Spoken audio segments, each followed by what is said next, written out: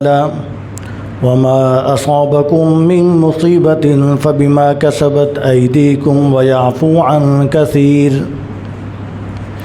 إن الله وملائكته يصلون على النبي يا أيها الذين آمنوا صلوا عليه وسلموا تسليما درود شریف پڑھیں اللهم صل على محمد وعلى آل محمد كما صليت على إبراهيم وعلى آل إبراهيم إنك حميد مجيد اللهم بارك على محمد وعلى آل محمد كما باركت على إبراهيم وعلى آل إبراهيم إنك حميد مجيد. محترم سامعین، اللہ رب العزت کا لاکھ لاکھ احسان ہے کہ اللہ تعالیٰ نے ہمیں جمعۃ المبارک کے لیے حاضر ہونے کی توفیق بخشی، اور جس طرح آپ حضرات جانتے ہوں گے کہ آج صفر المظفر کی 3 تاریخ ہے اور 1446 ہجری ہے، تو اس حوالے سے سفر کے مہینے کے متعلق چند باتوں کا تذکرہ کرتے ہیں. اور اس کے علاوہ آپ جانتے ہیں کہ آج 9 اگست ہے اور 14 اگست کی تاریخ جو کہ یوم آزادی کی تاریخ ہے، اس حوالے سے بھی چند باتوں کا ذکر کریں گے.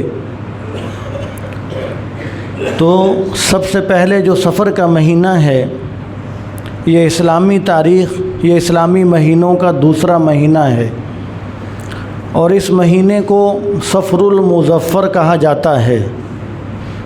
جس طرح محرم الحرام ہے، رمضان المبارک ہے، ربیع الاول ہے، جمادی الاخری ہے، تو اس طرح ہر مہینے کا کوئی نہ کوئی لقب ہے. رجب المرجب ہے، تو ویسے اس سفر کا جو لقب ہے وہ مظفر ہے، صفر المظفر. تو مظفر کا مطلب یہ ہے کہ کامیابی والا، کامیاب. تو اس مہینے کا لفظ ہی ہمیں یہ بتلاتا ہے کہ یہ سفر کا مہینہ یہ کامیابیوں والا مہینہ ہے.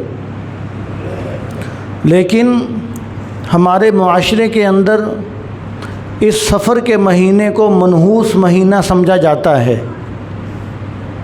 نعوذ باللہ، اس مہینے کو منحوس مہینہ سمجھا جاتا ہے، اور یہ سمجھا جاتا ہے کہ اس مہینے کے اندر کوئی کام نہ کرو اور کسی کام کا آغاز نہ کرو، کوئی شادی نہ کرو، اس لیے کہ اس مہینے کے اندر جس کام کی ابتدا کی جائے اس میں برکت نہیں ہوتی، نحوست ہوتی ہے. یہ منحوس مہینہ ہے، نعوذ باللہ من ذالک. حالانکہ ان باتوں کا اسلام کے ساتھ کوئی تعلق نہیں ہے. دین اسلام نے ہمیں یہ سکھلایا، اور آپ صلی اللہ علیہ وسلم نے ارشاد فرمایا کہ لا عدوى ولا حامۃ ولا نوء ولا سفر. یہ جو سفر کے مہینے کو منحوس سمجھا جاتا تھا، یہ صرف آج کل نہیں، یہ آپ صلی اللہ علیہ وسلم کی تشریف آوری سے پہلے کا مسئلہ چلا رہا ہے. یہ زمانہ جہالت کا مسئلہ ہے، زمانہ جاہلیت کا مسئلہ ہے. ابھی آپ صلی اللہ علیہ وسلم دنیا میں تشریف نہیں لائے تھے، تو یہ جہالت اس وقت بھی پھیلی ہوئی تھی، اور آپ صلی اللہ علیہ وسلم ان تمام تر جہالتوں کا خاتمہ کرنے کے لیے تشریف لائے. اور آپ صلی اللہ علیہ وسلم نے تو ہمیں یہ سکھلایا کہ لا عدوى ولا حامۃ ولا نوء ولا سفر. فرمایا کہ یہ جو 4 چیزوں کا اس حدیث شریف کے اندر تذکرہ فرمایا، فرمایا کہ ان 4 چیزوں کو لوگ منحوس سمجھتے ہیں. فرمایا کہ جب کہ نحوست کا ان کے ساتھ کوئی تعلق نہیں ہے. سب سے پہلی چیز ارشاد فرمایا کہ لا عدوى، فرمایا کہ کوئی بیماری متعدی نہیں ہوتی، کوئی مرض، کوئی بیماری ایسا نہیں ہے کہ وہ ایک کی بیماری دوسرے کو لگ جائے. فرمایا کہ اگر دوسرے کو بیماری لگے گی تو وہ اللہ تعالیٰ کے حکم کی وجہ سے لگے گی. اللہ تعالیٰ کے حکم کے بغیر ایک بیماری دوسرے کو نہیں لگ سکتی. آپ صلی اللہ علیہ وسلم نے اس تصور کا خاتمہ فرمایا. جب یہ فرمایا تو ایک صحابی نے عرض کیا کہ یا رسول اللہ، ہم دیکھتے ہیں کہ ایک خارشی اونٹ وہ اونٹوں کے اندر داخل ہوتا ہے تو وہ خارشی اونٹ ایک داخل ہوا اونٹوں کے اندر اور اس کی وجہ سے سارے اونٹوں کو خارش شروع ہو گئی۔ ہم تو اپنی آنکھوں سے یہ دیکھتے ہیں۔ آپ صلی اللہ علیہ وسلم نے فرمایا کہ مجھے یہ بتلاؤ کہ پہلے اونٹ کو خارش کس سے لگی ہے؟ فرمایا کہ جو پہلا اونٹ خارشی آیا اس کو خارش کس نے لگائی ہے، وہ کہاں سے خارش لے کر آیا ہے؟ فرمایا کہ جس پہلے اونٹ کو خارش کی بیماری لگی دوسرے اونٹوں کو بھی اسی ذات نے خارش کی بیماری لگائی۔ تو آپ صلی اللہ علیہ وسلم نے اس تصور کا خاتمہ فرمایا۔ اور دوسرا ارشاد فرمایا کہ ولا ہامتا، فرمایا کہ پرندوں کے ذریعے تم جو فال نکالتے ہو، فرمایا کہ اس کا اسلام کے اندر کوئی تصور نہیں ہے۔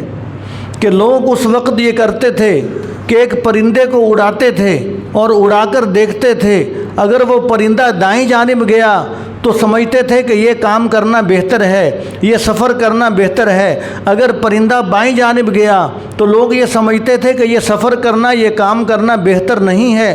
آپ صلی اللہ علیہ وسلم نے اس تصور کا خاتمہ فرمایا اور اس کا متبادل استخارہ عطا فرمایا۔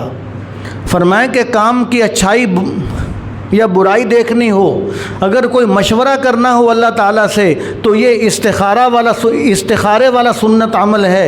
تم استخارہ کرو، ان پرندوں سے فالیں نکالنا چھوڑ دو۔